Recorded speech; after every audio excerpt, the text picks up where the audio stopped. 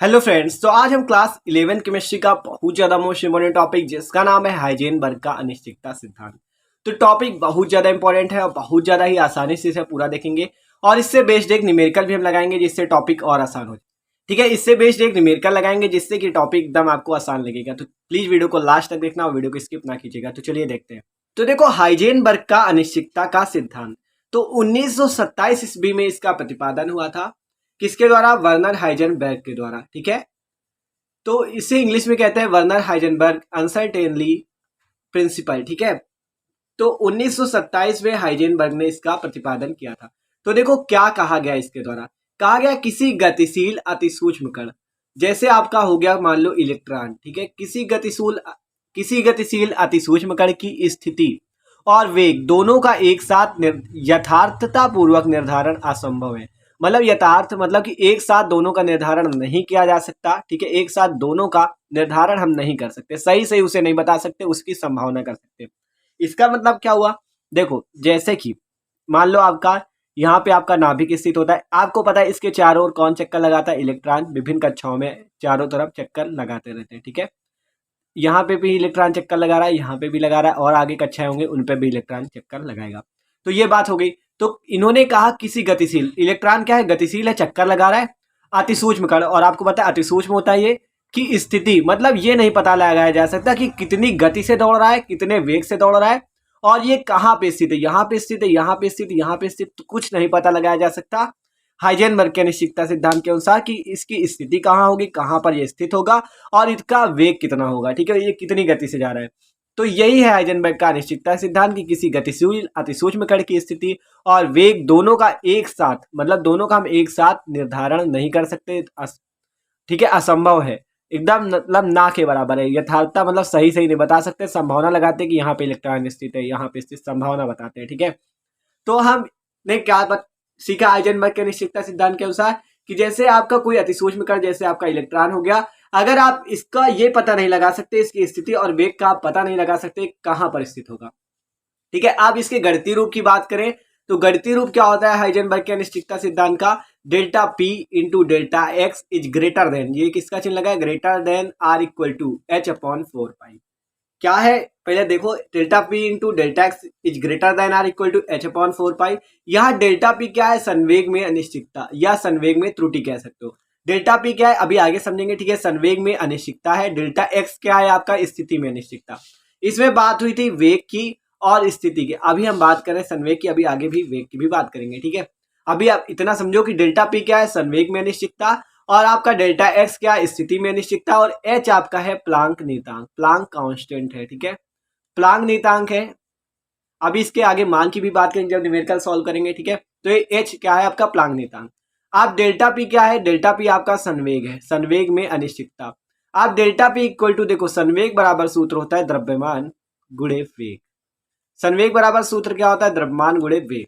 तो delta P equal to क्या हो गया? M into delta V. ठीक है, डेल्टा पी इक्वल टू क्या हो गया? एम इंटू डेल्टा वी, जहां डेल्टा वी क्या है?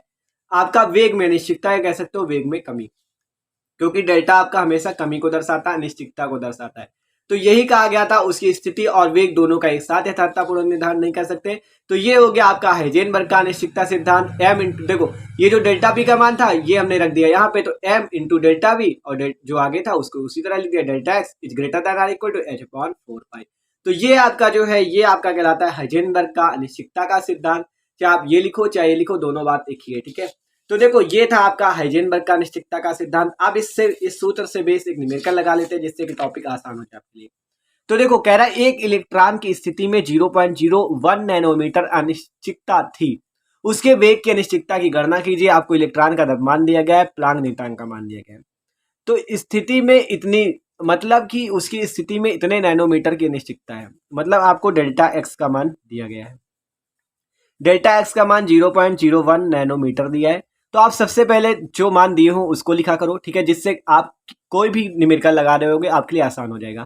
तो नैनोमीटर में दिया, अब इसे मीटर बदल लेते हैं। देखो, 1 नैनोमीटर बराबर होता है 10⁻⁹ मीटर। मतलब यहाँ पे लिख लो, 1 नैनोमीटर बराबर होता है 10⁻⁹ मीटर। ठीक है, तो 0.01 इंटू 10⁻⁹ मीटर। ठीक है, ये बात हो गई, डेल्टा एक्स का मान निकल आया। आप देखो अब हमें क्या दे रखा है, कह रहा है इसके वेग में अनिश्चितता ज्ञात करो, डेल्टा वी का मान पूछ रहा है।